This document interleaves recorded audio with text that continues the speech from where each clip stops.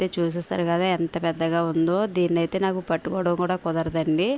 So చాలా ఈజీగా అయితే అంటే ఎలా చేస్తుందో చూడండి. సో చేప చేసేటప్పుడు నాతో షేర్ చేసుకున్న మాటలు మీతో చెప్తున్నాను. చేప కర్రీ నీచువాసన రాకుండా ఉండాలంటే సో చేపను చేసేటప్పుడే మనం ఈ విధంగా చేసుకొని పై లేయర్ మొత్తం కూడా తీసివేయాలంటండి. సో లోపల ఉండే బ్లాక్ని కూడా తీసివేసిన తర్వాత బండకేసి పామాన అవసరం లేదు, జస్ట్ ఉప్పు వాటర్లో కడిగితే సరిపోతుందని చెప్పింది. సో ఈ విధంగా ఫ్రెష్గా చేప చేసేసి ఉప్పు వాటర్లో కడిగేసుకొని కర్రీ వండుకుంటామేనండి. సో ఈ ఫ్రెష్ చేపనైతే నేను అమ్మమ్మల కాలం నాటి కర్రీలాగా వండేసాను, ఎందుకంటే నాకు అలా వండితేనే కర్రీ చాలా ఇష్టం.